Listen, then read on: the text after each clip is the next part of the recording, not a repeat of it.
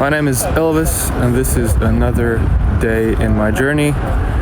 So this time I'm in Pro Baller Arena again for my next practice together with Tom. Today he has 2 clients. It's their second practice as well, so it goes really well together with like the previous practice, since that guy was for the first time.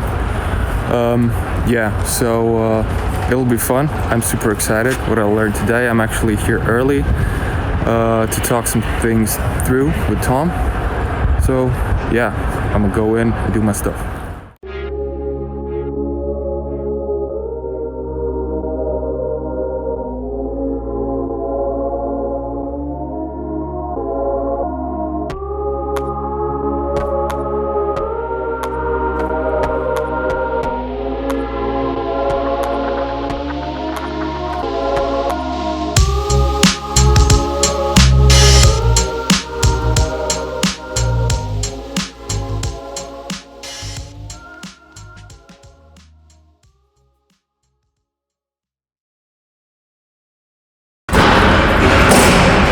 Man ir tāds skaties, tagad es biju jāatcerās, bet tagad arī es tā atsāku darīt, man tik ļoti tā kā kādreiz, jo man vairs tam nav vajadzības uzskatu, jā, bet tā kā man tik daudz cilvēku, es tur līdzi treniņu, redz, man tik nejauc rekās, cik es treniņš un kur, bet kad bija jauns treniņš, man pilnībā viss brīdīt, ka es došu cilvēku tajā reizē. Man noteikti tā darbas vieglāk, un tu ej cauri tā programmā metienu, tā darīt, tāpēc mums iedarbināšu uz plāns. Vienkārši mums plāns un pamats nav galvā, bet reizēm es liek kāds atzīmes, lai es neizpildīju piefiksēju, protams, aizies spēli. Skolas spēlēs, redz, ka cilvēki piekļuvo konkrēto lietu. Es aizmēģināju tiešā ierakstos, un no priekšnieks plāna treniņu, kā repetīt konkrēti drill, vai konkrēti lietas jāsvētā. Tu prieks, es nezinu, finišā kaut kas neatpalīgi, saprot, ka pēc, mācīt, vienam vajag finišā.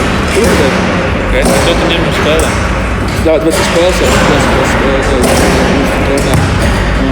es saprotu, ka man tā dēļ maksāts ir iekļauts, nevis tā kā ir dažām labiem konkurentiem, tā kā papildus maksa, ko šeit mentori. Es uzskatu, ka cik visam jokām, es privātās trēners, saprotu, džekiņš, esmu internetu trēners, es nāpamēs trēners, es jau naudu. Un es neesmu kā mentors, es patiesi kāds strādāju godīgi. Kā var būt tā, ka esmu viņa individuāls trēners, neesmu mentors? Tas nav kļūstis. Redz, ka es jau esmu... Tādām pilnām. Jā, tad tā domā, kas tev trēnīgi džeksīšu pēc apmēram cilvēku. Bet tā, diemžēl arī, tāpēc arī... Jā, gribu viņu izaugt tālāk. Tāpēc tas viens no iemesliem, manuprāt, nevis tikai tas, ka tas tur pociņi. Pirms pociņi bija daudzāk vairāk, kā cīņu treniņu Latvijā. Kāpēc tā bija? Tāpēc, ka viss, kas pamējās vēlties mācīt, viņi saprata, kas nopietni pieeja. Viņi redzēja, kas plānoja treniņus, redzēja, ka viņi kalendārs, redzēja, kas aiz uz spēlēm, kas uz skatos, kā viņi spēlē, ko viņi ievērtu lietu treniņu.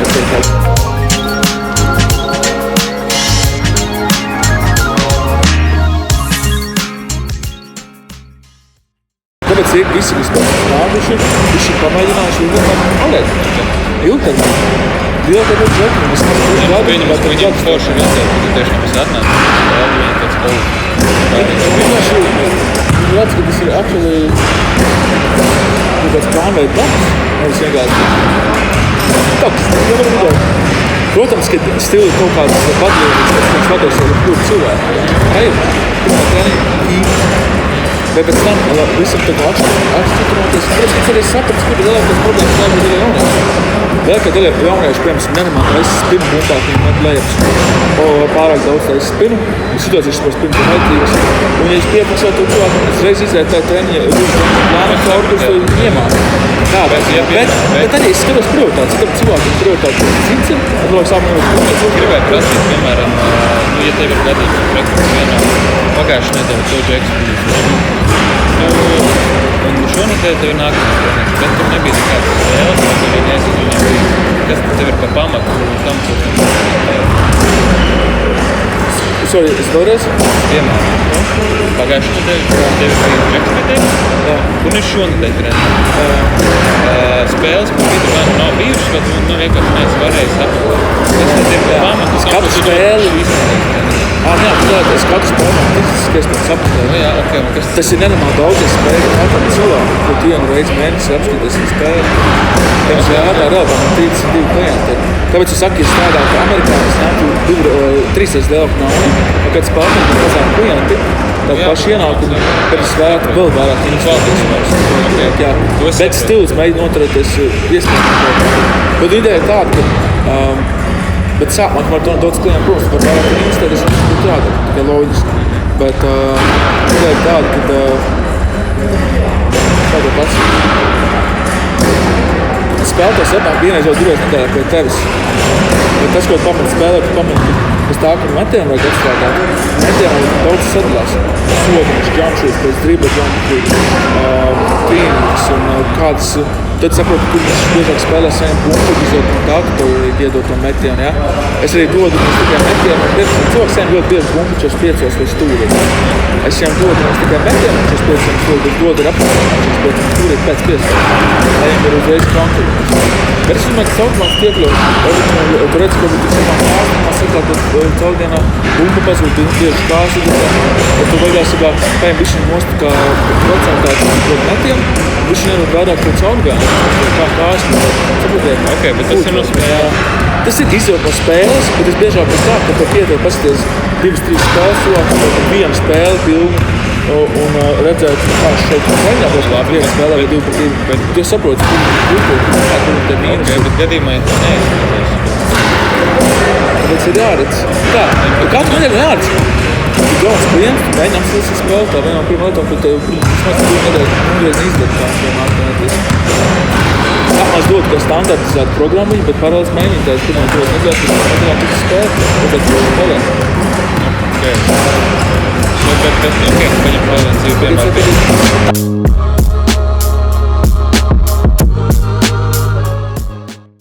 Labi, mēs pēc tam varam pacelt šo topiku. Jā, pēc tam. Labi, es saprotu, tad, kad tu buko lietas, tu sākotnēji devi jau kaut kādu konkrētu plānu, tu redzi Pirmkārt arī pie manis nāk trenties cilvēki, viņi paši jau zina, ka viņi metens. Tad to pirmā lieta, kas sāda metens. Tad zinās, nāc mūros skilkoši. Tāpēc var neiziet tur uzreiz pirmo, ja es netiek spēli redzēt. Pirms treniņa. Tas zina, ka metens pirmais. Tad dojot rudzu šo spēli arī sākumā.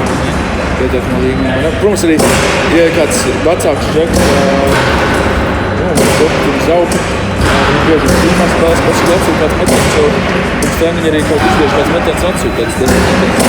Tas arī uzmet acis, kas tieši tur metenām tur skamparēs. Let's go.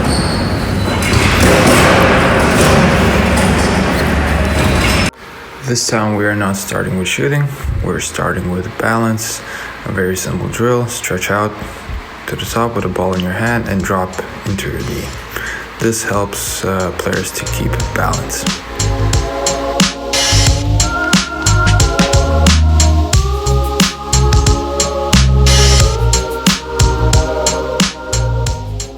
The same drill but with a little adjustment. We don't bring the ball to the front, we bring the ball to the side and still balance on one leg.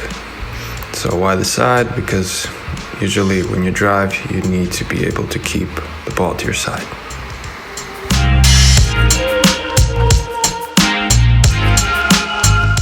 As you can see here, Tom emphasizes this. You can simply slap out the ball. The defender will be able to do that, so you need to adjust your angles and keep the ball really to the side.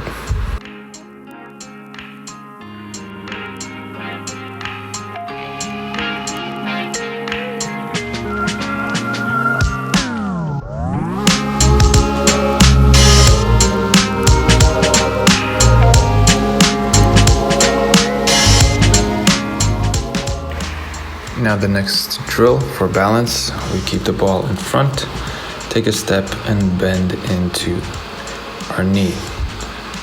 So what's important here, you bend into a knee and then you push yourself forward so your front knee goes over your foot. This way, we can still work on our balance, make sure we are able to keep ourselves controlled and balanced during the game.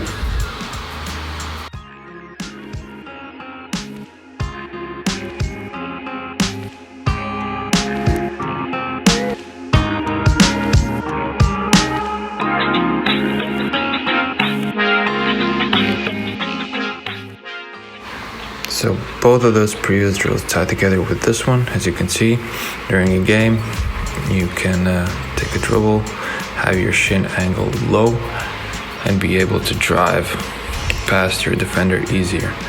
What's important here, it's not just in the first step.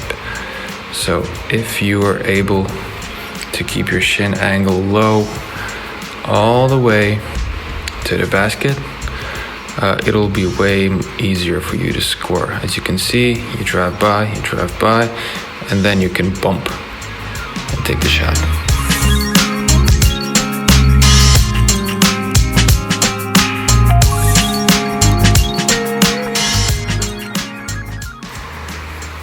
So here I'm jumping in to show the guys the drill that I usually do for myself to be able to dribble low and drive low and keep that shin angle low.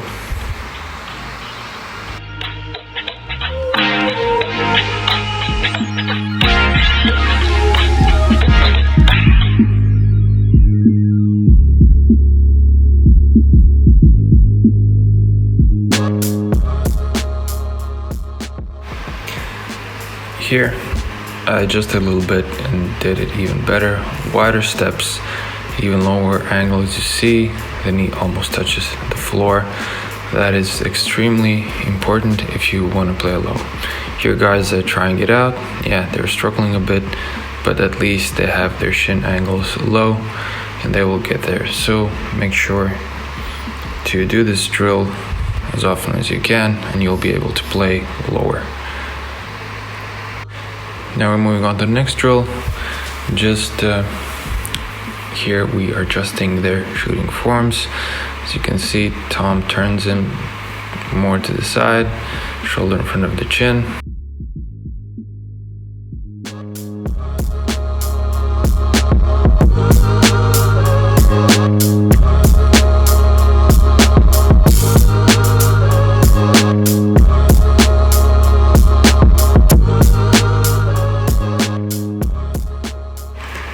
So here, the guys will be doing the next drill. As Tom's is standing, they will be faced towards the basket, shoulder in front of the chin. But here, what's important is you can see Tom is leaning back.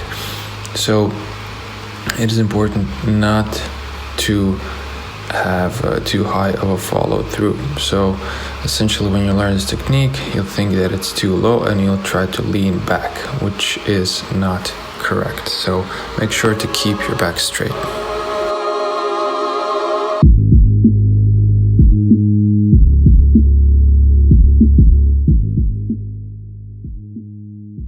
So here is the drill itself. As I said, you're standing side towards the basket, shoulder in front of the chin.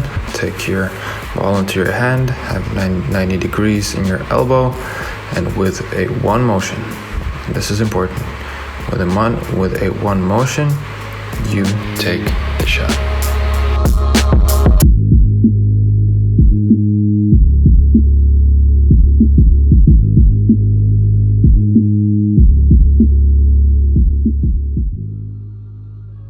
Another important thing here when you are doing this drill, as you can see, Tom is showing that a ball might spin not the correct way. It could spin to the side. This means that you are most likely shooting from your outer fingers. What's important, the shot must be done from the three main fingers. Thumb, index finger, and middle finger. So those three fingers should do the spinning.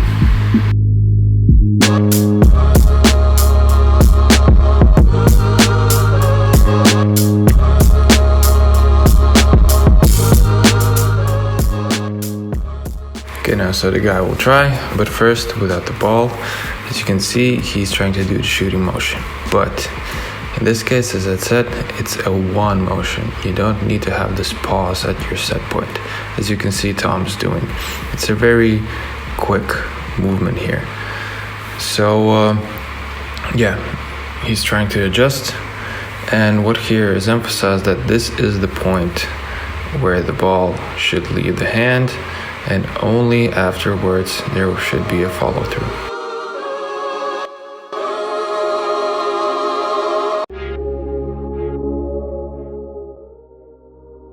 So now he will try out with the ball in his hand. As you can see, kind of was okay, but once he took the ball in his hand, he still had the pause in his set point. So yeah, it is hard, but you can drill it in you. So it's way easier without the ball. But once you take the ball, it does take some adjusting.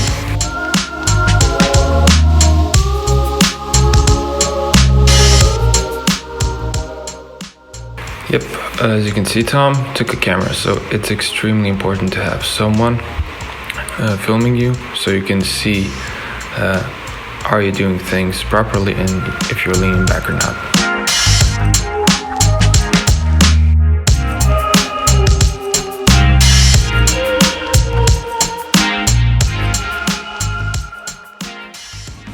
So again, I'll emphasize, naturally we as shooters want to shoot and have our follow through, our hand extended way up. But as you can see, it's not really more of upwards motion, more of front motion. You'll get the trajectory from your legs, from your body.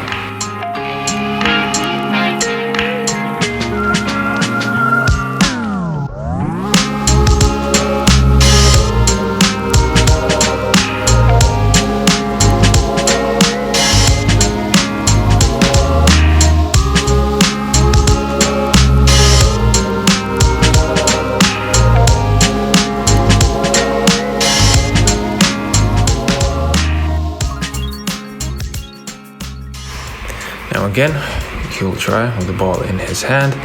Here Tom is guiding him through the motion very slowly and indicating places when the ball should leave the hand.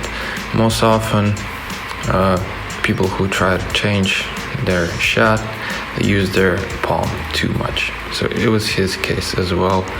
So yeah, and also it's important to keep the shoulder in front of the chin.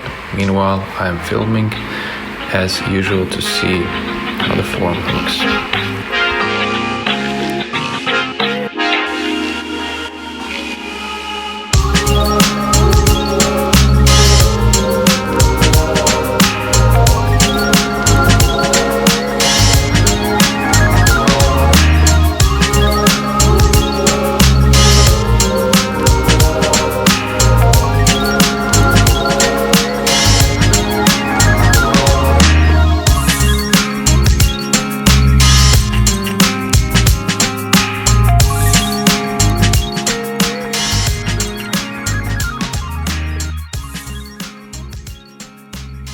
Now again, he does it with the ball, but with a little adjustment.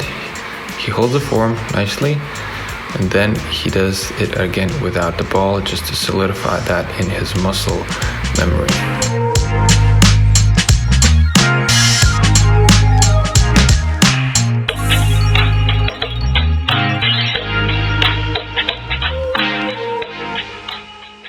So Tom had to leave for a little bit, and I stepped in and reminded him about the palm, because this was his main problem. He didn't have a floppy follow through. He used the palm too much in his shot.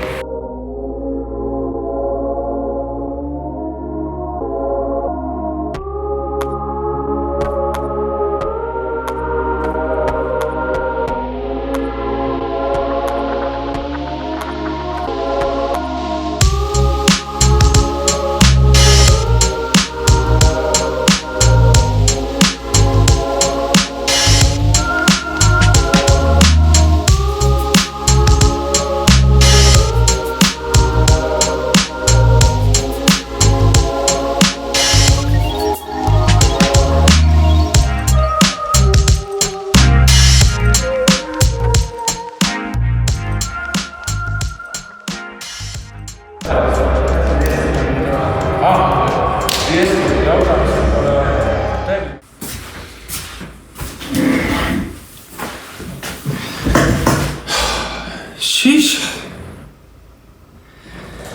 It is almost 9 o'clock and I am back from Pro Bowler Arena. I had to do some errands after the practice, but finally I'm back at home. And damn, what a day it's been. I I get more and more excited by the day. I'm stoked right now as well. I don't know. I could just run around, jump, and do stuff. But yeah, okay. So the learnings of today. This was the second practice for those guys that came. So as it should be, this is the thing that happens after the first one. So I will share the main, basically a high level structure of the whole practice. So as always, practice starts with a warm-up. That's fine, that's cool.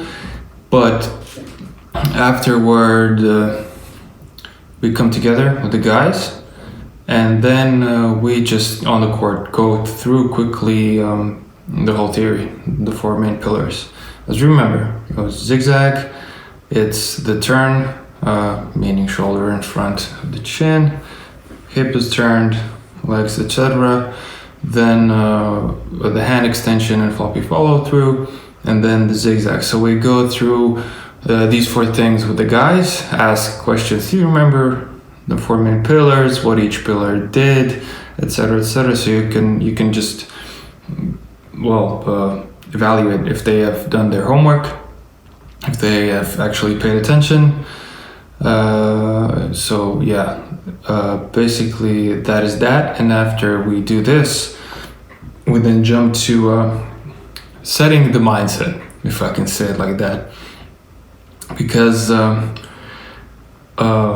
your jump shot, your shot in general in basketball is the most difficult thing to change, because it involves a lot of muscle memory.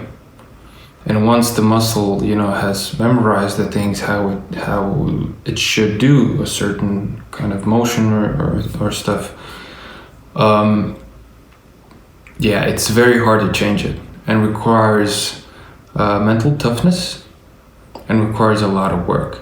So basically, we want to teach this to the guys as humanly easily as possible, because during the practices, guys will come across situations where they do stuff 1, 2, 5, 10 million times, and in their mind nothing changes, and then frustration happens, and then you start to change those proper shooting mechanics that we want to teach. They start to go back to their previous shooting mechanics, which were better, let's say, and allow them to make more shots. So it's in this case, it's very important to switch the mindset. Also from the perspective when you don't focus on making the shots, but you focus on your body, on the way how your body feels when you extend the arm the proper way, how your body feels when you do the floppy follow through, etc., etc. So it's quite hard to do the switch. I try to do it myself. It is hard. It for sure is hard. So and I'm 29. Imagine when a young kid comes in, or a teenager, they don't have this mental fortitude yet.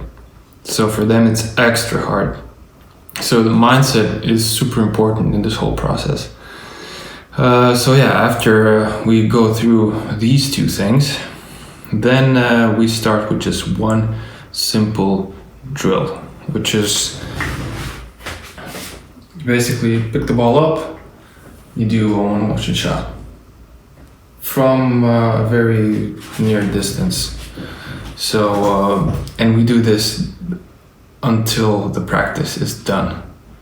So basically what this does, this fixes multiple things, which are usually in 95% of cases when firstly people come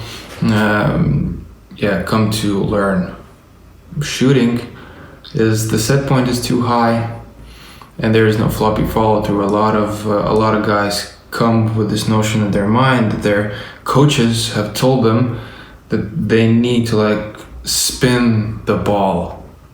If I can say, what does it mean?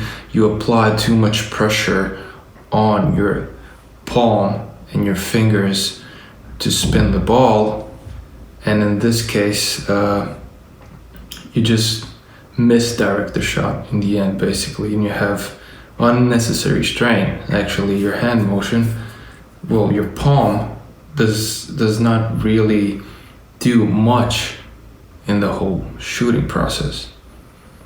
Other different parts of the body are actually doing the heavy lifting. So yeah, we do this drill so guys get used to the proper mechanics, lowering their set points, floppy follow-throughs, proper stance. Remember, shoulder, hip in front of the chin. And also, additionally, this is the moment when they come across this mental struggle, because they start to learn something totally new. So yeah, we try to nurture those guys as well. Try to do it as easily, if I can say, as possible, because guys can quickly get upset or frustrated with themselves. So that's why the mental game. Yeah, so basically we do the drill until the end of the session. Meanwhile, we film, we show those guys how does it look, where are the mistakes. For example, today, for one of the guys, the mistake was that when he shoots, he leans back. And when he shoots, he also shoots, as I said previously, why the drill, the whole hand extension, the set point, the whole motion is like it's up. Yeah. Okay. Hopefully you got the idea. You don't need to bring your hand like too much up here. It goes more straight than up, which might seem controversial, but it works. Yeah. So a very dope day. I wrote down a lot of stuff, a lot of very interesting stuff. Need to memorize it, etc. Actually, and I can't wait for the next practice when I will join Tom again at Pro Baller Arena. Yeah, so cool. That's today. A really cool day. Thank you for tuning in. Thank you for watching. If you find it, as usually, useful, entertaining, stupid, want to follow me, how everything goes, whatever, feel free to press the like button, subscribe to my channel. See you in the next video.